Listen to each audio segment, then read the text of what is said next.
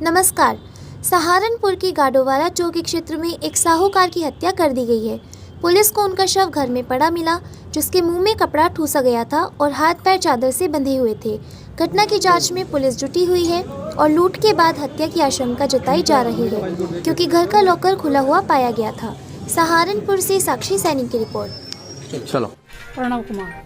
प्रणव जी, क्या घटना हुई है? आपके पिताजी की बॉडी जो मिली है घर में, क्या अकेले रहते थे? किस प्रकार से क्या?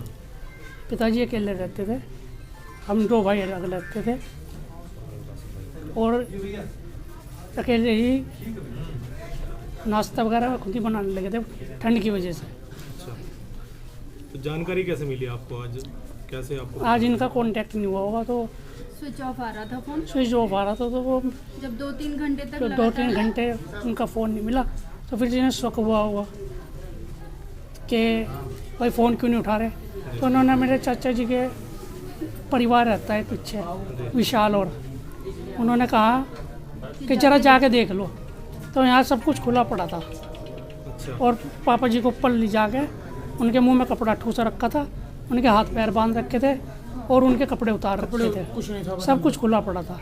तो फिर उन्होंने मुझे फ़ोन करके वो फ़ोन पर बताया वो कहीं ने कि यहाँ तो सब खुला पड़ा। फिर हम भागे और ऐसे ऐसे उन्हें हाथ पैर बांध रखे, पता नहीं उनमें जान है या नहीं है। ये हुआ।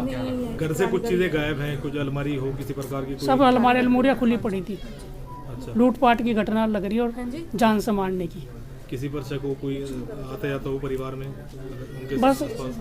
शक तो किसी पे नहीं जाता, पर यह है कि गेट उन्होंने खुद ही नहीं खोलना होगा, क्योंकि बाहर से कोई गेट खोल नहीं सकता हमारा, हमारा अंदर का गेट पूरा कवर है। ये लगभग कितने समय से पिताजी जो है अकेले यहाँ पर इस मकान में रहते थे?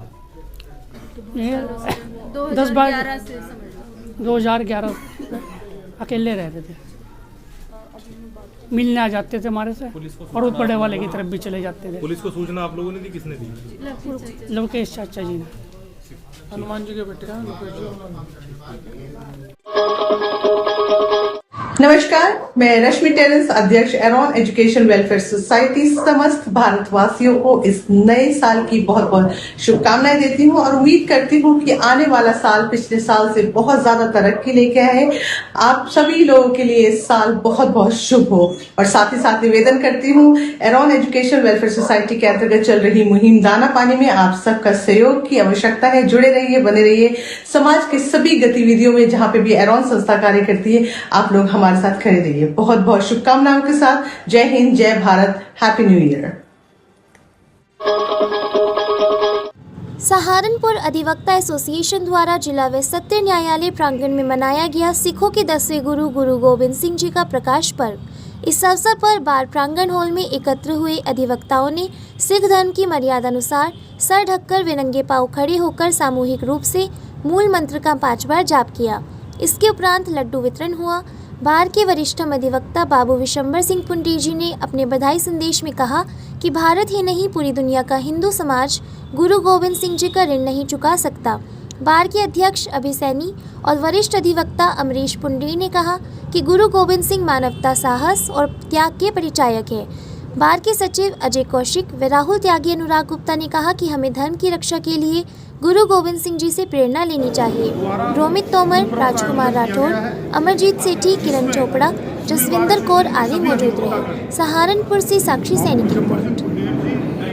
माननीय अध्यक्ष अभय सैनी जी, सेक्रेटरी अजय कौशिक साहब, पूर्व अध्यक्ष अरविंद शर्मा जी, सतपाल सैनी साहब, सेक्रेटरी राहुल त्यागी जी, अनुराग गुप्ता जी और सभी सीनियर अधिवक्तागण, सभी सिख पंजाबी समाज के अधिवक्तागण इस कार्यक्रम में मौजूद रहे और सभी ने बड़े हर्षोल्लास के साथ गुरु गोविंद सिंह जी के जन्म दिवस को मनाया। आजकल चीन में वायरस आ गया है, उससे बचने के लिए क्या करें? भाई, सबसे पहले तो मैं आप दोनों साथियों का दिल से शुक्रिया अदा करता हूँ कि आप लोग जो है यहाँ पे पहुँचे हैं। रही बात इस वायरस से बचने का, एक ही तरीका है कि जितना भी हो सके, जिस तरीके से कोरोना काल में हमने मास्क का इस्तेमाल किया, उन चीज़ों का ध्यान रखें और एहतियात रखें। और दूसरा, ठंड से बचाव का एक ही तरीका है कि जितना भी हो सके अपने आप को मेंटेन करके रखें, गर्म कपड़ों का इस्तेमाल रखें। और दूसरा जो है, बेवजह घर से बाहर ना निकले। हम सब लोग मैं डॉक्टर अक्षम पार्षद प्रतिनिधि, वार्ड 36, सिराज कॉलोनी। और ठंड से बचने के लिए और क्या मतलब आप लोगों को सलाह देना चाहिए? ठंड से बचने का एक ही तरीका है कि भैया बेवजह घर से बाहर ना निकलें, और ख़ास तौर पर बड़े बुजुर्ग और बच्चे। बड़े बुजुर्गों में आजकल हार्ट का पेशेंट ज़्यादातर बढ़ रहे हैं, तो उसका एक ही तरीका है सवेरे सवेरे घर से बाहर ना निकलें, और ख़ास तौर पर अपना व्यायाम घर पे ही करें। ठंड से बचा कर रखें, अपने आप को सेफ रखें।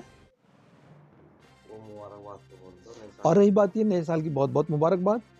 मैं अपने वार्ड 36 की तरफ से और अपने साथियों की तरफ से पूरे हिंदुस्तान वासियों को, पूरे नगर वासियों को नए साल की बहुत बहुत शुभकामनाएं। साथियों, उम्मीद करता हूं कि नया साल आपकी हर खुशियां पूरी करें।